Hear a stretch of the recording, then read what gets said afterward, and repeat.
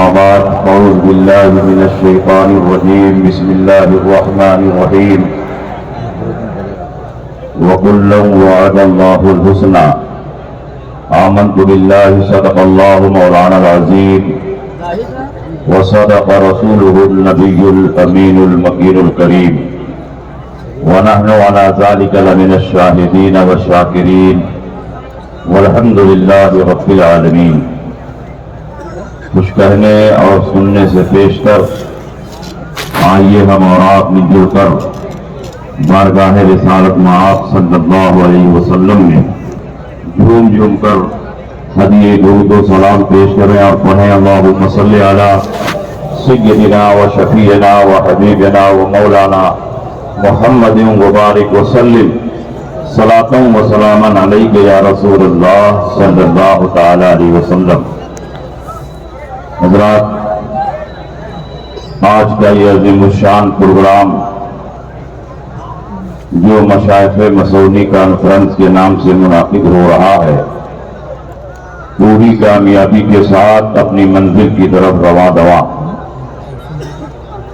ہندوستان کے مختلف شہروں اور حصوں سے نامور خطباء، علماء، شعراء اور ناطقاں حضرات اس وقت اسٹیج پر موجود ہیں اور بغداد معلیٰ کی نمائندگی کرنے کے لیے فضیلت الشیخ حضرت العلام محمود حفظہ اللہ یہاں تشریف فرما. اس خانقاہ کے سجادہ نشین مخدوم المشائخ شہزادہ سرکار مسعودی پاسبان مسلک اعلیٰ حضرت پیر طریقت حضرت علامہ سید شاہ محمد گلزار اسماعیل واسطی رضاقی مدد اللہ العالی تشریف فرما. پھاٹے مارتا ہوا مجمع ہے، ہر طرف انسانوں کا سر ہی نظر آ رہا ہے. ایسا لگتا ہے کہ ہم مسعودی میں نہیں بلکہ بریلی شریف میں موجود ہے. اور کیوں نہ ہو کہ مسعودی شریف کا اسٹیج بھی وہی ہے جو جامعۃ الرضا کا اسٹیج ہے، اور جامعۃ الرضا کا جو اسٹیج ہے وہی مسعودی کا اسٹیج ہے، کیونکہ جو پیغام وہاں سے نشر ہوتا ہے وہی پیغام یہاں سے بھی نشر ہوتا ہے، اور جو پیغام یہاں سے نشر ہوتا ہے وہی بریلی شریف سے نشر ہوتا ہے. الحمدللہ حضور گلزار ملت کو اللہ نے وہ عزت، وہ مقبولیت، وہ شان و شوکت عطا فرمائی ہے کہ آپ کسی تعارف کے محتاج نہیں. اس وقت شہرت کی بلندیوں پر آپ کی شخصیت خط نصف النہار کی طرح جگمگا رہی، اور سورج پر جو تھوکنے کی کوشش کرتا ہے تھوک اس کے چہرے ہی پہ آتا ہے. اس لیے حضور گلزار ملت کی شخصیت پر ان چیزوں کا کوئی اثر نہیں ہونے والا ہے، کیونکہ حضور تاج الشریعہ علیہ رحمت و رضوان نے ان کو اپنی چاہتوں اور دعاؤں سے نوازا ہے. حضور محدث کبیر اپنی خلوتوں میں اور خلوتوں کی دعاؤں میں حضور گلزار ملت کو یاد فرماتے ہیں. الحمدللہ جماعت اہل سنت کا ایسا مخلص اور بے باک ترجمان جو ہندوستان کے کسی بھی حصے میں جاتا ہے تو اپنے خاندان کے بزرگوں کی عظمت نہیں بیان کرتا ہے بلکہ مسلک اعلیٰ حضرت بیان کرتا ہے، اعلیٰ حضرت کی شان بیان کرتا ہے، مفتی اعظم کی کرامت بیان کرتا ہے. حضور گلزار ملت ہندوستان کے جس بھی حصے میں جاتے ہیں جہاں وہابیوں دیوبندیوں کا رد بلیغ فرماتے ہیں وہی نام نہاد مولائیوں کا بھی شدید رد فرماتے ہیں. آپ بتائیے، ہندوستان میں سادات کی بہت سی خانقاہیں ہیں اور بیشتر خانقاہوں سے حضرت امیر معاویہ کی شان میں توہین ہو رہی ہے، لیکن بڑے بڑے پیران طریقت یہاں موجود ہیں، چہرے پر شکن نہیں آتی. لیکن انہی سادات کی خانقاہوں میں ایک ایسی خانقاہ بھی ہے، خانقاہ مسعودی، کہ حضور گلزار ملت پورے ہندوستان میں جہاں جہاں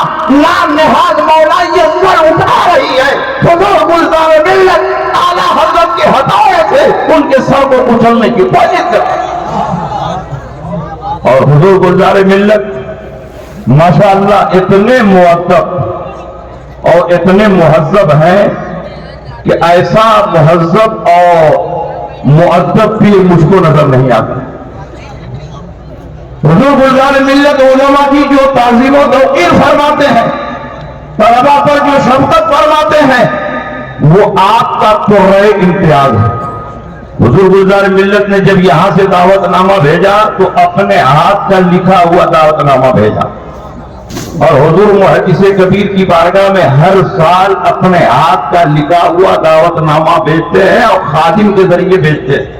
ادب کا یہ مقام کی ٹیلی فون سے دعوت نہیں دیتے، اپنے آدمی کو بھیج کر دعوت پیش کرتے ہیں۔ اور جب محدث کبیر کو دعوت جاتی ہے تو اس ناچیز کو بھی دعوت جاتی ہے۔ تو حضور گلزار ملت اس کے نیچے عنوان بھی تحریر فرما دیتے ہیں۔ انسان حضور گلزار ملت نے عنوان تحریر فرمایا حضرت امیر معاویہ کی شخصیت، ان کے فضائل اور مناقب۔ آپ ذرا اندازہ لگاؤ کہ یہ اولاد علی ہیں، لیکن ہندوستان میں جہاں جا رہے ہیں امیر معاویہ کی عظمت اور فضیلت بیان کرتے ہیں۔ ایسا منظر ہوگا کہ علی کی اولاد اپنی زبان سے امیر معاویہ کی عظمت بیان کرتے ہیں۔ اور آج تو حال یہ ہے کہ کچھ لوگ حضرت امیر معاویہ کی صحابیت کا انکار کر رہے ہیں، کچھ لوگ ان کے ایمان کا انکار کر رہے ہیں، لیکن مسعودی کے ذمہ دار اسٹیج سے میں چیلنج کرتا ہوں، 1,24,000 کم و بیش صحابہ تھے، ایک بھی صحابی کی ایسی روایت تم دکھا نہیں سکتے جس روایت میں حضرت امیر معاویہ کی صحابیت کا انکار ہو اور ان کے ایمان کا انکار ہو۔ 1,24,000 کم و بیش صحابہ تھے، لیکن کسی صحابی نے حضرت امیر معاویہ کی صحابیت کا انکار نہیں کیا، بلکہ نبی کے گھر والوں نے آپ کو صحابی مانا ہے اور مومن و مخلص مانا ہے۔ بخاری شریف کی حدیث اٹھائیے، بخاری شریف جلد اول کتاب المناقب، جس میں بہت سارے صحابہ کے مناقب بیان کیے گئے، اور جب حضرت امیر معاویہ کا نمبر آیا تو حضرت امام بخاری نے وہاں باب مناقب معاویہ نہیں لکھا بلکہ باب ذکر معاویہ لکھا۔ تو کچھ مخالفین کہتے ہیں کہ امیر معاویہ کے بارے میں کوئی منقبت اور فضیلت تھی ہی نہیں، اس لیے امام بخاری نے باب مناقب معاویہ نہیں لکھا بلکہ باب ذکر معاویہ لکھا۔ میں کہتا ہوں نادان، تم ذکر کو ہلکا لفظ سمجھ رہے ہو۔ قرآن عظیم میں بے شمار جگہوں پر اللہ نے اسی ذکر کے لفظ سے اپنے نبیوں کو یاد کرنے کا حکم دیا ہے۔ وَاذْكُرْ فِي الْكِتَابِ إِبْرَاہِيمَ وَاذْكُرْ فِي الْكِتَابِ مُوسَىٰ وَاذْكُرْ فِي الْكِتَابِ إِسْمَاعِیلَ وَاذْكُرْ فِي الْكِتَابِ إِدْرِیسَ وَاذْكُرْ فِي الْكِتَابِ مُوسَىٰ إِنَّهُ كَانَ مُخْلَصًا وَكَانَ رَسُولًا نَبِيًّا۔ اور کافا یا انسا ذکر رحمت ربک عبدہ زکریا وذکر عبدنا ایوب۔ ان ساری آیات میں مقدس نبیوں کو پروردگار عالم جس لفظ سے یاد کرنے کا حکم دے رہا ہے وہ لفظ منقبت اور فضیلت نہیں بلکہ وہ لفظ ذکر ہے۔ ذکر کو تم کیا سمجھ رہے ہیں؟ سبحان اللہ سبحان اللہ۔ اور حضرت امیر معاویہ کے بارے میں امام بخاری نے اگرچہ کوئی تفصیلی حدیث نہیں ذکر کی، اس کی وجہ یہ ہے کہ امام بخاری شریف میں انہی حدیثوں کو ذکر کرتے ہیں جو ان کے شرائط پر صحیح ہوتی ہے۔ جو حدیث ان کے شرائط پر صحیح نہیں ہوگی اس کو اپنی کتاب میں ذکر نہیں کریں گے۔ اس کا مطلب یہ نہیں ہے کہ جو ان کے شرائط پر صحیح نہ ہو وہ حدیث ہی نہیں ہے۔ امام بخاری کو 1,00,000 صحیح حدیثیں یاد تھی، لیکن بتاؤ بخاری شریف میں کتنی حدیثیں ہیں؟ کل 8,000 حدیثیں ہیں، اور مقررات اور تعلیقات کو نکال دیا جائے تو کل 4,500 حدیثیں ہیں۔ تو جب 1,00,000 صحیح حدیثیں یاد تھی تو باقی صحیح حدیثیں کہاں گئی؟ اس کا مطلب کہ جیسے بخاری میں صحیح حدیث ہے، مسلم میں بھی ہے، ابو داؤد میں بھی ہے، نسائی میں بھی ہے، ابن ماجہ میں بھی ہے، مسند امام احمد بن حنبل میں بھی ہے، موطا امام مالک میں بھی ہے، بحقی میں بھی ہے، دارمی میں بھی ہے، تو جہاں جہاں رسول پاک کی صحیح حدیث ہوگی ہم اس کے مطابق اپنا عقیدہ بنائیں گے، اپنا عمل بنائیں گے۔ ضروری نہیں کہ بخاری شریف میں وہ حدیث موجود ہے۔ 1,24,000 کم و بیش صحابہ تھے، کتنے صحابہ کا ذکر بخاری شریف میں ہے؟ تو کیا بخاری شریف میں اگر کسی صحابی کا ذکر نہ ہو تو وہ صحابی ہی نہیں ہے؟ 1,24,000 کم و بیش انبیاء ہے، لیکن قرآن عظیم میں کتنے انبیاء کا نام آیا ہے؟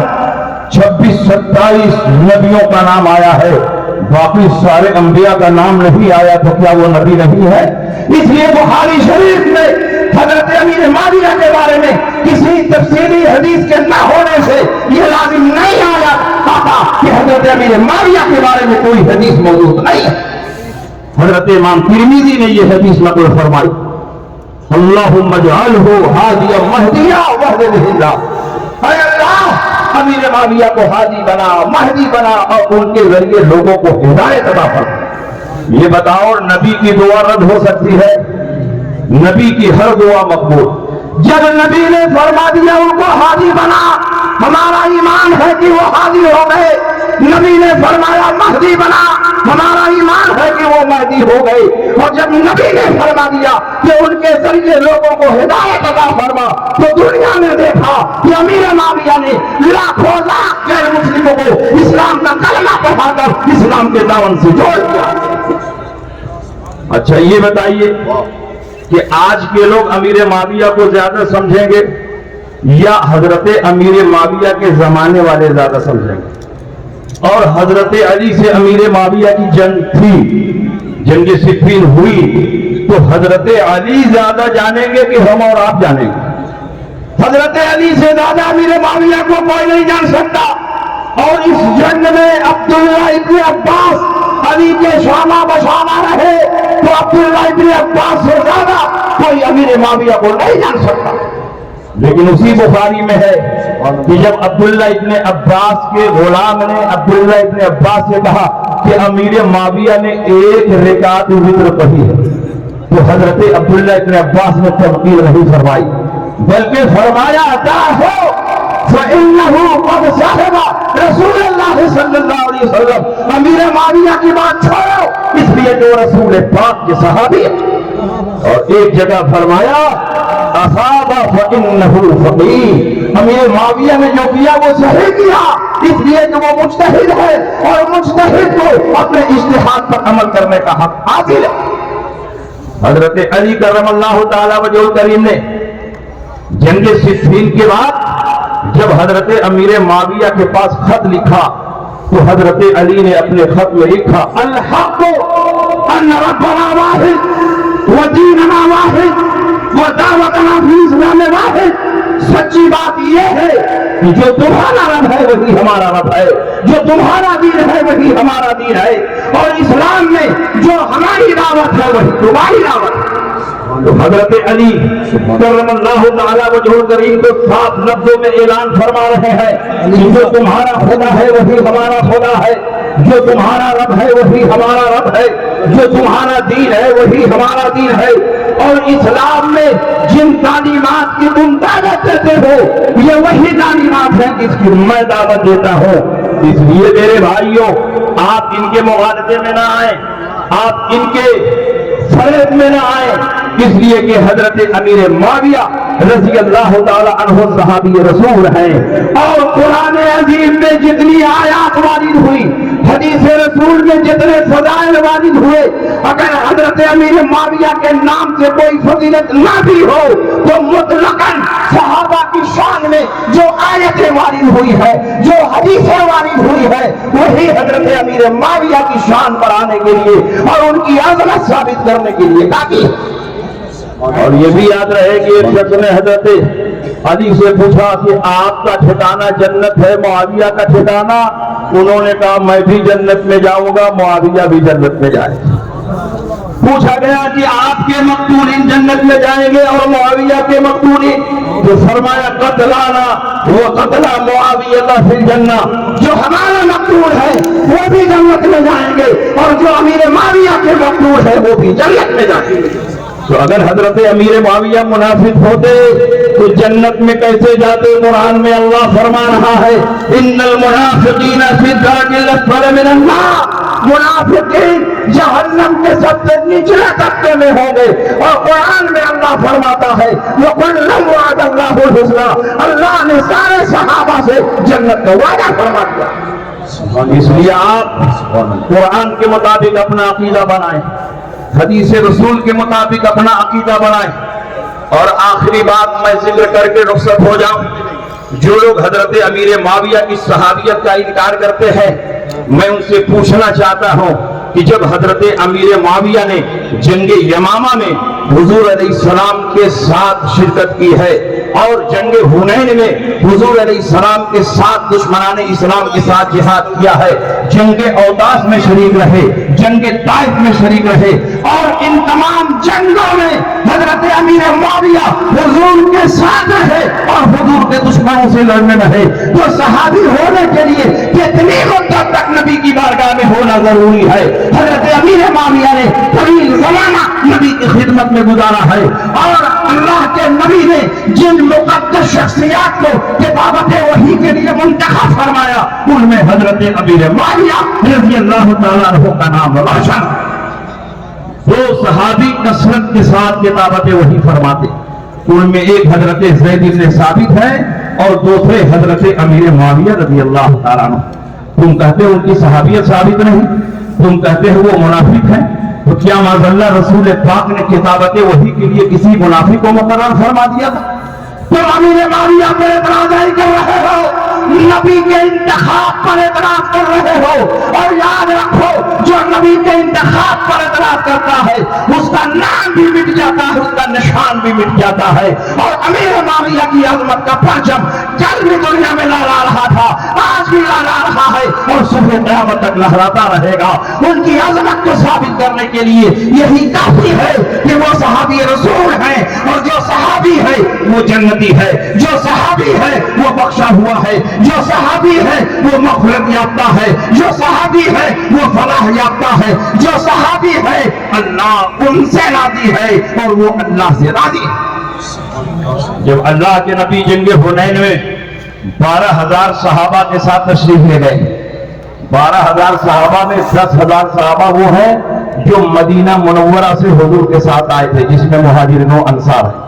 اور جنگ حنین کی تاریخ اٹھا کر دیکھیے، فتح مکہ کے بعد یہ جنگ ہوئی ہے، اور 2,000 وہ صحابہ ہیں جنہوں نے یا تو فتح مکہ کے موقع پر اسلام قبول کیا یا پہلے اسلام قبول کیا تھے اور فتح مکہ کے دن اسلام کا اظہار کیا۔ تو 12,000 کا لشکر جرار لے کر نبی وادی حنین میں پہنچے، اور بعض صحابہ نے جب اپنے لشکر کی تعداد کو دیکھا تو بلا اختیار ان کی زبان سے یہ نکل گیا کہ آج تو ہماری تعداد بہت زیادہ ہے، آج ہم کو کون ہرا سکتا ہے، آج ہم پر کون غالب آ سکتا ہے؟ کل ہم کمزور تھے، تعداد کم تھی تو کوئی ہم کو ہرا نہ سکا، آج ہماری تعداد 12,000 ہے تو آج ہمیں کون ہرا سکتا ہے؟ پروردگار عالم نے ان صحابہ کو ابتلا اور آزمائش میں مبتلا فرمایا۔ جب نبی اکرم وادی حنین میں تشریف لائے، قبیلہ بنو حوازن اور قبیلہ بنو ثقیف سے لڑنے کے لیے، تو ان دونوں قبیلوں کے جو تیر انداز تھے اپنی کمین گاہوں سے نکل کر اچانک صحابہ کرام پر تیر برسانے لگے، اور جب چاروں طرف سے تیر برسنے لگا تو صحابہ کے قدم اٹھ گئے اور صحابہ وادی حنین چھوڑ کر بھاگنے لگے۔ لیکن اس وادی میں کفار و مشرکین کے سامنے چٹان کی طرح جو شخصیت کھڑی رہی وہ کوئی اور نہیں बल्कि रसूल पाक की शख्सियत है। एक इंच भी नबी पीछे नहीं हटे, तीरों की बारिश हो रही है और मेरा नबी तीरों की बारिश में खड़ा है और भागने वाले सहाबा को कह रहा है, अरे मुहाजिरीन कहां भाग रहे हो, तुम्हारा नबी यहां मौजूद है। अरे अंसार कहां भाग रहे हो, तुम्हारा नबी यहां मौजूद है। क्या तुम अपने नबी को छोड़कर भाग जाओगे? ये सारे मुहाजिरीन, ये सारे अंसार पलट कर आए और नबी अकरम सल्लल्लाहु अलैहि वसल्लम ने इनके साथ काफिरों का मुकाबला किया और परवरदिगार आलम ने मुसलमानों को फतह अता है। तो इस जंग की खुसूसियत यह है कि परवरदिगार आलम ने इस जंग में शरीक होने वाले सहाबा पर अपना सकीना नाज़िल फरमाया। सुम्मा अंज़लल्लाहु सकीनतहु अला रसूलिही व अलल मुमिनीन व अंज़ल जुनूदन लम तरौहा। फिर परवरदिगार आलम ने अपने रसूल पर और अपने सहाबा पर सकीना नाज़िल फरमाया और फरिश्तों की ऐसी फौज नाज़िल फरमाई जिसको तुम नहीं देख रहे हो। मैं आपसे पूछना चाहता हूं कि जिन सहाबा पर अल्लाह ने सकीना नाज़िल फरमाया उनमें हजरत अमीर मुआविया भी दाखिल है कि नहीं है? जब अमीर मुआविया दाखिल है तो परवरदिगार आलम किसी मुनाफिक पर सकीना नाज़िल नहीं फरमाएगा। परवरदिगार आलम सकीना नाज़िल फरमाएगा तो मोमिनीन मुखलिसीन पर नाज़िल फरमाएगा। और आखिरी बात सुन लीजिए, जो लोग कहते हैं कि अमीर मुआविया के दिल में हजरत अली की बड़ी नफरत थी, वो इस मैसेज और पैगाम को अपने दिल के निहा खाने में नोट कर ले। हजरत अमीर मुआविया और हजरत अली की जब जंग हो रही थी, जंग सिफ़ीन, तो रोम के बादशाह ने हजरत अमीर मुआविया के पास पैगाम भेजा कि अली तुमसे लड़ रहे हैं, तुम हमारे पास आ जाओ, हम और तुम दोनों मिलकर अली पर ऐसा शदीद हमला करेंगे कि अली हमारा मुकाबला नहीं कर पाएंगे और अली का नाम और निशान मिट जाएगा। ऐसे मौके पर हजरत अमीर मुआविया ने क्या जवाब दिया है? तारीख के सफात पर यह जवाब मौजूद है।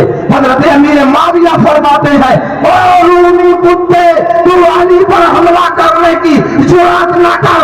अगर तूने अली पर हमला किया तो अली के लश्कर से पहला सिपाही जो तेरे खिलाफ लड़ने के लिए आएगा वो कोई और नहीं होगा बल्कि मुआविया इब्न अबी सुफियान होगा। कैसी अज़मत और कैसी मोहब्बत उनके दिल में है। इसलिए मेरे भाइयों, आप मसलके अहले सुन्नत पर मजबूती से कायम रहो। यही मसलक दुनिया और आखिरत में हमें और आपको निजात अता फरमाएगा। और हुजूर गुलजार मिल्लत तामाज़िल्लहु जो हर जलसे में मसलके आला हजरत का पैगाम नशर कर रहे हैं, उनके दामन को मजबूती से थामे रहो।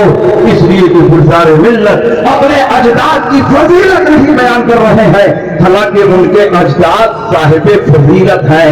हुजूर गुलजार मिल्लत की बरेली से और आला हजरत से ऐसी सच्ची अकीदत और मोहब्बत है कि जहां जाते हैं मसलके आला हजरत का प्रचार करते हैं, जहां जाते हैं आला हजरत का परचम नस्ब करते हैं, जहां जाते हैं मुफ्ती आज़म हिंद की अज़मत बयान करते हैं। इसलिए हुजूर गुलजार मिल्लत हमारी जमात के काबिले फख्र फरजंद है, मसलके आला हजरत के सच्चे दाई और तर्जमान है।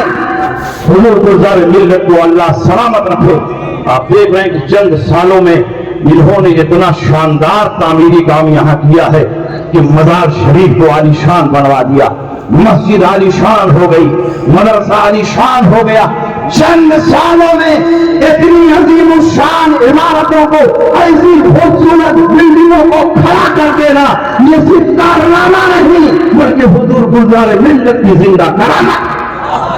यही बातों के साथ मैं आपके दरमियान से रुखसत हो रहा हूँ क्योंकि हमको लंबा सफर करके जाना है, सुबह में मदरसा पढ़ाना है। वाखिर दावाना अल्हम्दुलिल्लाहि रब्बिल आलमीन। अस्सलामु अलैकुम।